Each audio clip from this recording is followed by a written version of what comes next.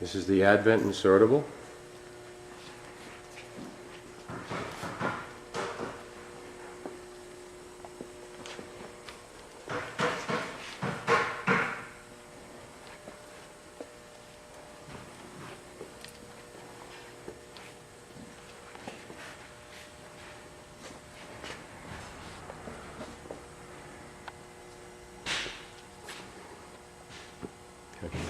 This is the control panel for the Advent Insertable. These are the temperature controllers for the upper ceiling, lower ceiling, and the beading dies.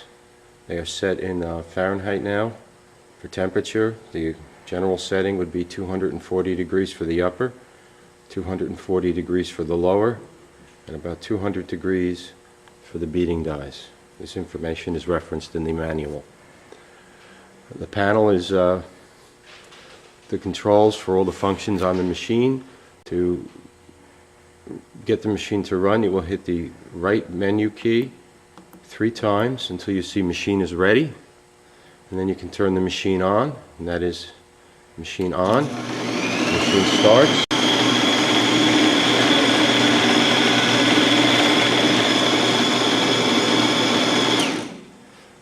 Other function keys are feed sheet.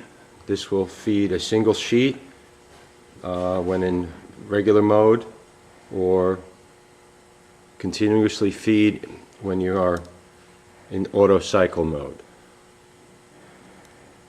Tab feed button, when pressed once, will feed a single piece of preset length plastic for a tab through the hitch feed after it's been beaded.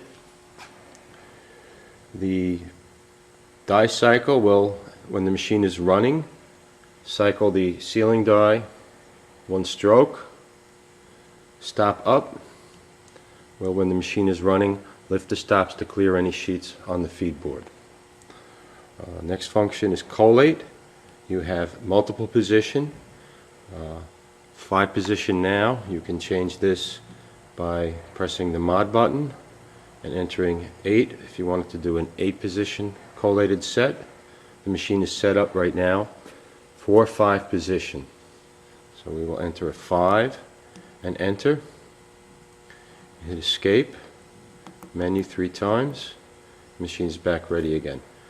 Forward and reverse is for collation, going 1, 2, 3, 4, 5, or 5, 4, 3, 2, 1. By pressing the button and the light is lit, it's in the reverse collation.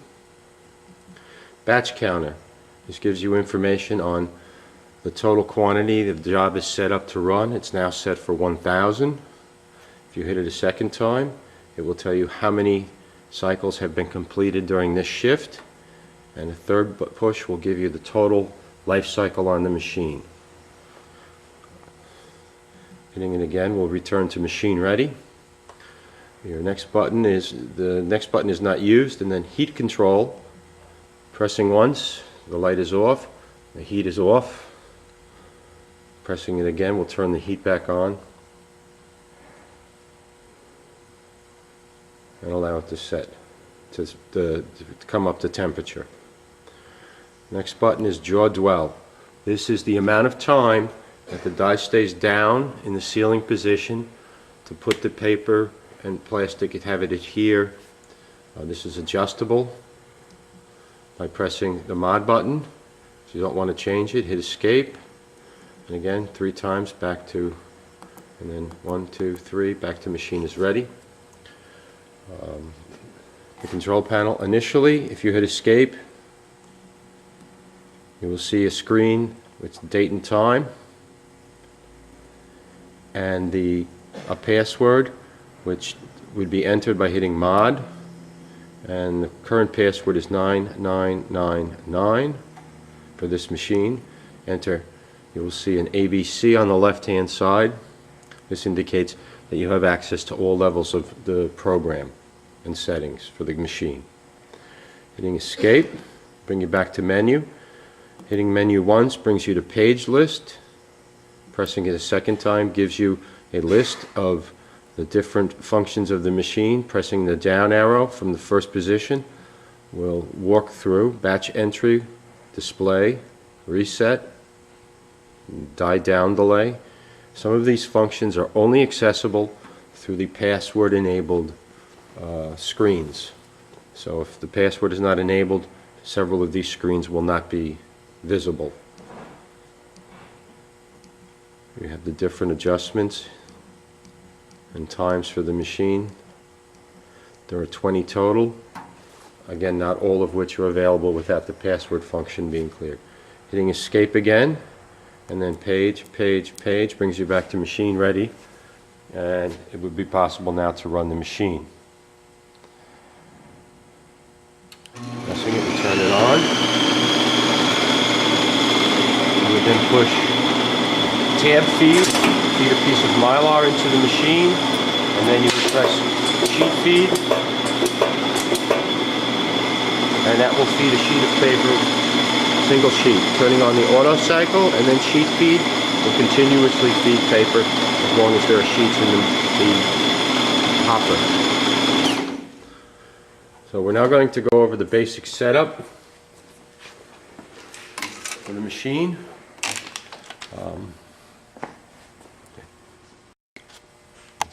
You ready? The machine is wired, the Insertable machine is wired for 110 volt power. You would supply power to the machine in that voltage, and then to turn the machine on, there's a circuit breaker on the main panel, and you would put that in the up position to turn the machine on. Next. After you've turned on the main panel, you will turn on the emergency stop switch, twist and release. Power comes on.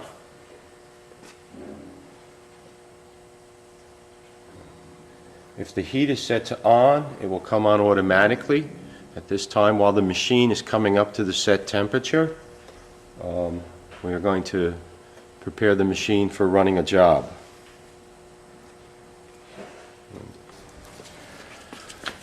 If running insertables, first you would take a roll of stripe coat heat seal plastic and install it on the machine. Material will go over the hub coming off the top, and it's retained here. First under this arm roller up, and it will pass through here. Then the plastic with the stripe coat material to the outside will go through the roller. This is a silicone lubricant to lubricate the plastic where it's going through the heated beading dies.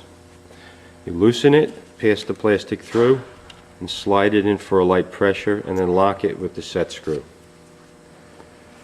You would then pass it around through the next roller into the folder.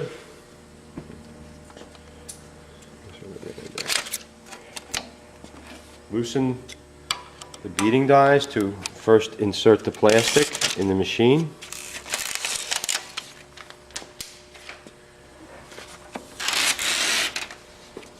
Fold approximately 6 inches of material in half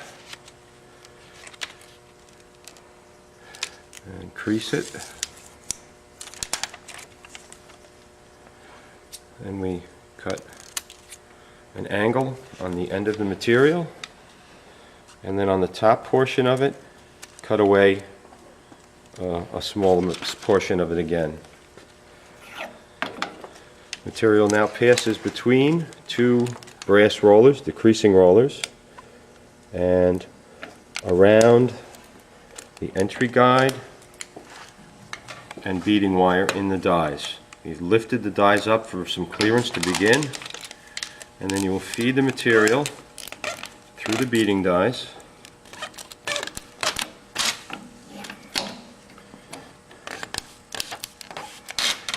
in between the hitch feed, continuing through the hitch feed to the die.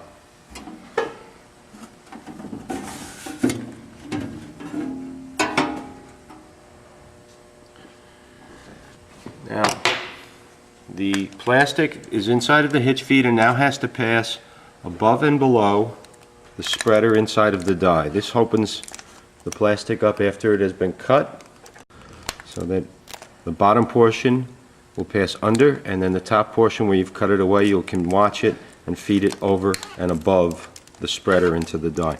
Then feed it in until it just passes through the die and over the tongue, the transfer tongue, which holds the material while being cut, and then transports it on to adhere to the paper. After you have fed the material into the die a little bit, tighten the beading dies down a little bit to start forming a bead, but do not close them all the way until several sheets have run through. At this point, the machine is on. We are going to now feed one piece of plastic. Have the heat on? I'll turn the heat off. Oh, okay. The machine with the die guard, the guard removed from the die, and the safety cover away. All machine functions are disabled for operator safety. So the die would be, cover would be replaced, and the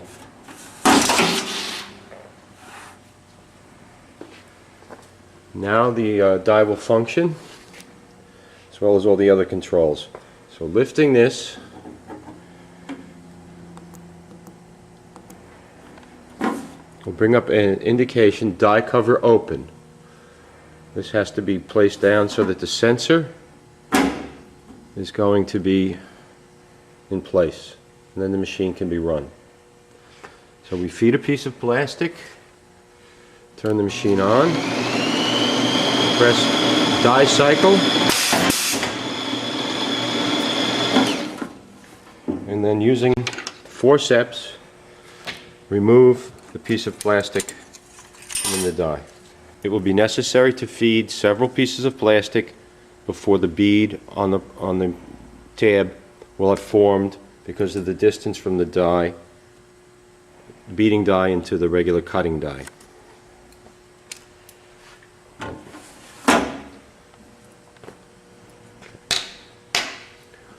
So after you feed the plastic, you would adjust the length of the plastic using the hitch feed.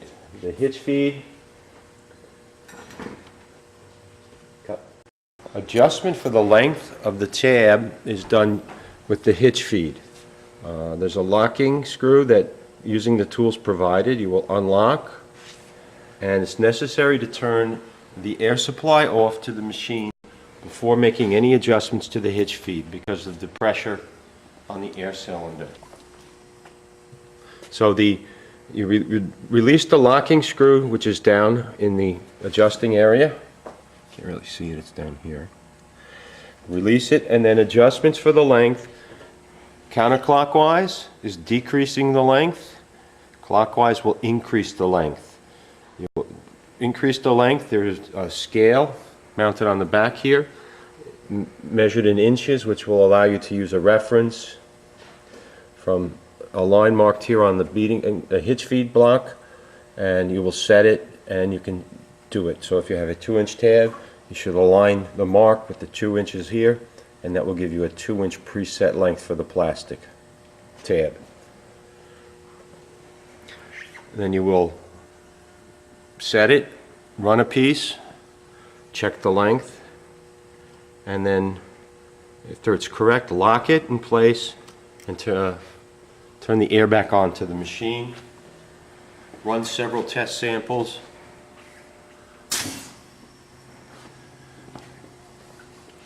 After we have set the size of the Mylar tab for a 5 position, which it is preset for now, you would set the first position stop and the last position stop using either a sample set or a reference sheet you can make up for each style of your product.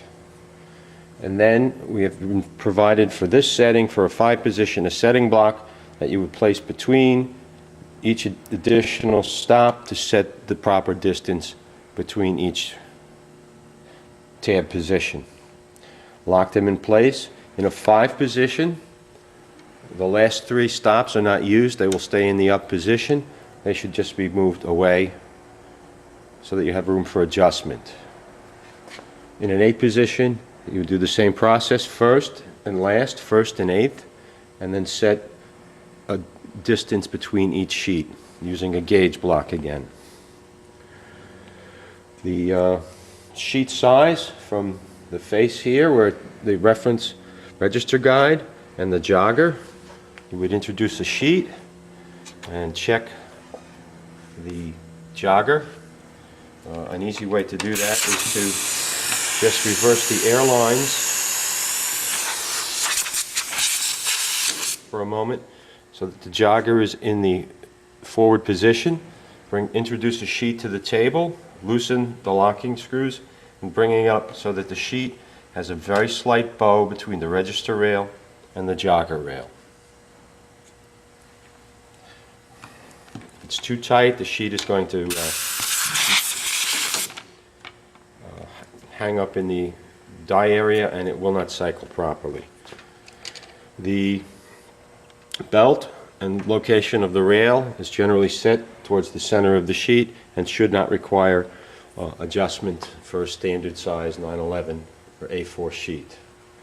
Once you have set the adjustments, you have the adjustment to fine-tune the location of the tabs once they've been set to the sheet. If there's a slight registration problem, you can make a small adjustment by turning and then relocking the whole ball rail, which moves the whole set of the sheet location relative to the die. Next, after you have set up the feed board, the mylar, the die, you will then introduce paper into the sheet feeder here. The hopper, left side, the register side, is fixed in location and will not be moved. If you use a different width paper, you would loosen and move the side guide to accommodate it, allowing us about a 1/16 of an inch clearance between the sheet side and the hopper side, always using the right hand guide as the movable guide. You would then prepare your paper. This is pre-reinforced stock for an insertable. First, fan the paper to introduce air between it, and then you will jog it and fan it so that the top sheet is the furthest sheet down. The fan is going away from the top sheet. Paper will then be introduced into the hopper and down between the separator rollers and the retard roller. This adjustment is set so that in the center of the sheet, and then to inside perhaps halfway between the separator roller and the outside edge of the sheet on both sides. If you have reinforcement, it may be necessary to move one of these helper roller assemblies further away to get consistent feeding. Additionally, there is what they call a retard roller underneath, which is a fixed roller that goes below the pull-out roller, and you can see here this roller is fixed and non-rotating and can be adjusted for pressure by loosening this locking screw, and there is an adjusting handle underneath the feeder cover. And then you want to set it so that you have a slight drag on a single sheet of paper. Not too tight or it will mark the edge of the sheet or damage the front edge of the sheet, but just tight enough that you're only going to feed a single sheet. So after you have made your feeder adjustments, you have what they call the pull-out roller here, which has pressure applied to it to pull the sheet out into the feed board area. This can be adjusted with the 2 thumb wheel knobs here on the outside edges of it. Again, you want a light pressure sufficient to pull the sheet out, not too much to mark the sheet or to damage it.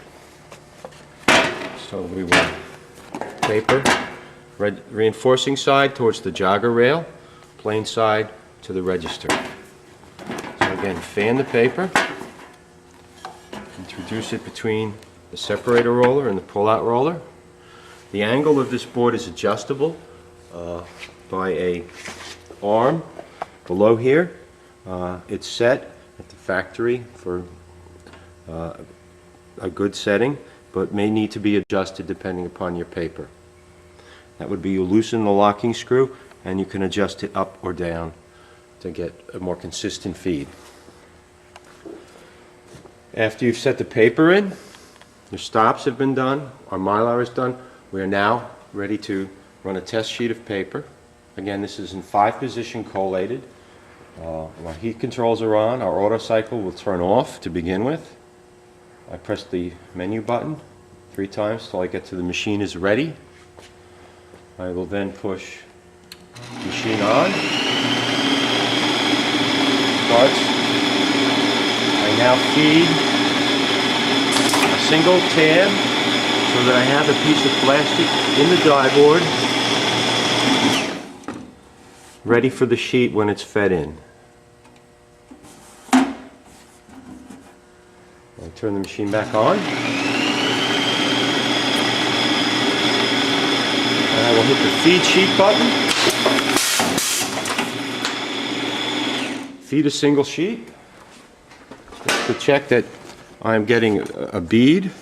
I'm getting good adhesion to the paper.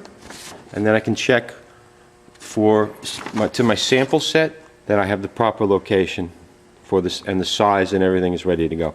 Now once I've done this, I'm now ready to run a set to check against our sample set. So again, you will turn the machine on, turn on auto cycle, push feed seat,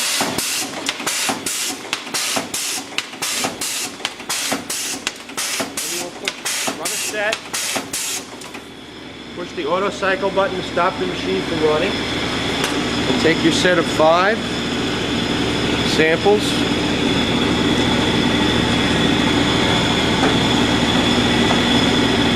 Now you have a set of samples now. This is a 5-position using a 1 3/4 inch wide mylar tab.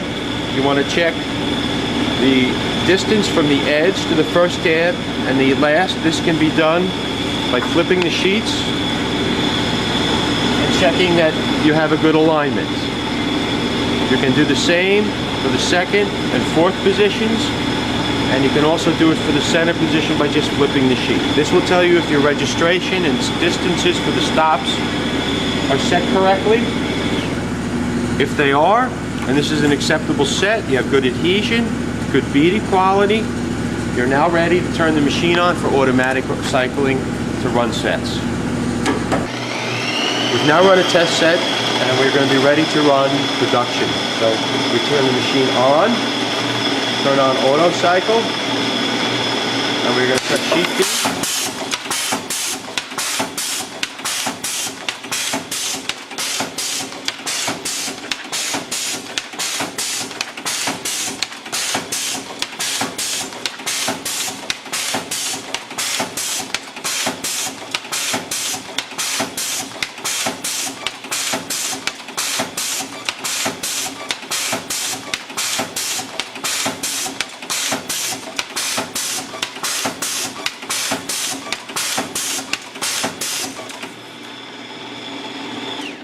We've run some sets. Now we're going to just double check that we have good registration and position for the set. And if it's acceptable, we now can just turn the machine on, add more paper, and run continuously. Okay. So we press the feed sheet button.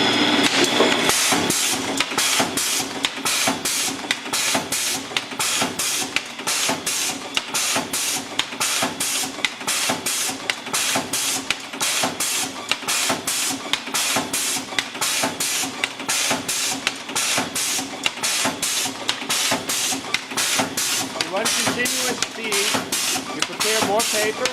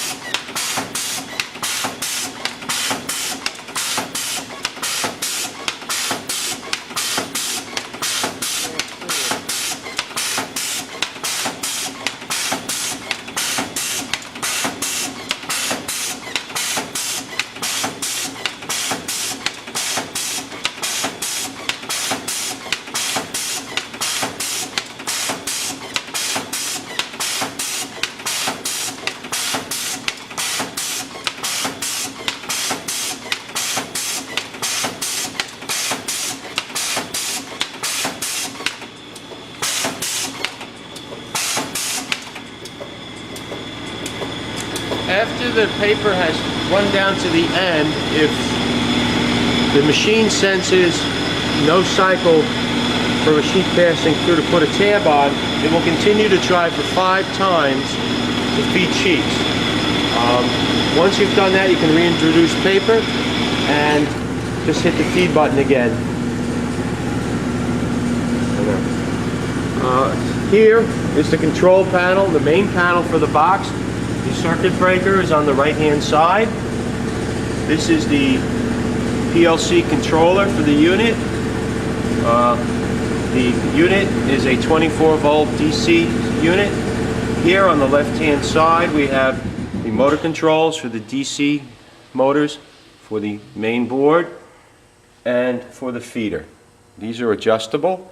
They are set at the factory for an optimal operating speed. We will record the voltages. If you make adjustments, we will be providing the reference voltages so that you can bring it back to a factory setting if you find that you're having a problem with speed settings. These are accessible. There's a panel and a cover that goes over this main panel that is removed now just for demonstration purposes and will be in place when the machine is shipped as well as when the machine is in operation. This is for operator safety. The adjustable controls for these units again are set. They're small adjustable knobs. Temperature controllers drive solid state relays for the turning on and off of the heaters in the sealing die and the beading die. The machine requires an air supply for the various valves operating the stops, the main die, the hitch feed, and the tab ejector. We're providing with a filter regulator.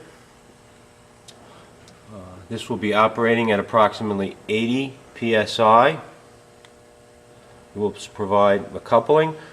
It comes with the machine. You will supply your air supply, which should be filtered and cleaned to minimize any problems with particles in the air supply. While there is a filter on it, the best is to have a filter somewhere at the compressor. This is adjusted for the pressure. When you get the machine, you will set it. This is the lubricant. It should be set to apply about 1 drop every hour or so. This is adjustable by lifting and turning, as is the regulator. Machine are the various valves and controls for the cylinders on the machine. At the top are for the feeder, the tab feed, and the tab eject. There is a separate valve for the main die cylinder. This is back behind. Then you have the stops. There are 8 valves for the stops and a valve for the jog rail. These are regulated to 30 pounds per square inch by a separate regulator in line for the balance of the valves. There's a total of 13 valves on the machine. 4 of them use line pressure of 80 psi. The rest of them are using a regulated 30 psi setting. Each one is individually labeled for electrical and pneumatic connections in case you have to do service to them. This is the DC motor for the feeder.